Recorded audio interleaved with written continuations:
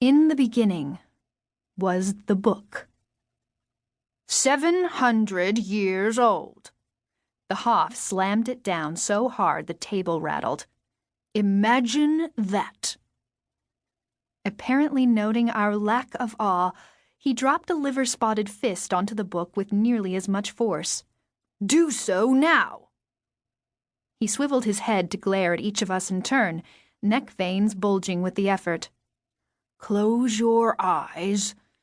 Imagine a scribe in a dark, windowless room. Imagine his quill scratching across the page, transcribing his secrets, his god, his magic, his power, his blood. Imagine for just one moment that you will be the one to reach across the ages and make this manuscript yield its treasure. He drew a baby blue handkerchief from his breast pocket and hawked a thick wad of phlegm into its center. Imagine what it might be like if your sad, small lives were actually worth something.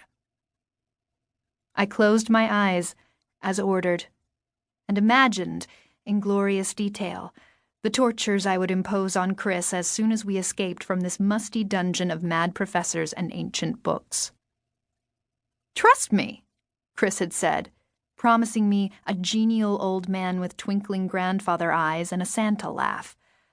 The Hoff was, according to Chris, a bearded marshmallow, hovering on the verge of senility, with little inclination to force his research assistants to show up on time, or, for the most part, show up at all.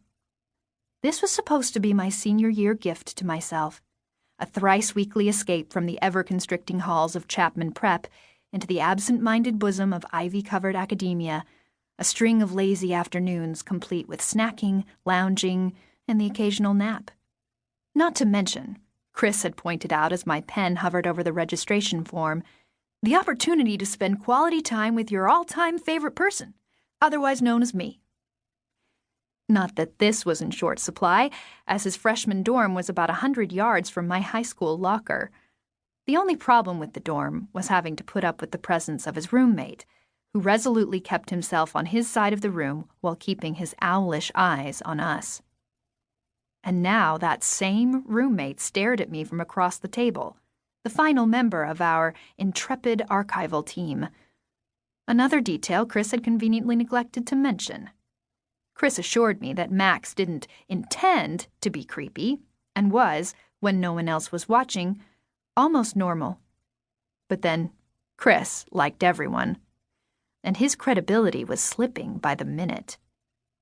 The Hoff, Chris had coined the nickname last year when he'd been the one whiling away his senior year with the get-out-of-jail-free pass, commonly known as supervised independent study, passed around the book. Decades worth of experts have tried to crack the code, he said as we flipped through page after page of incomprehensible symbols.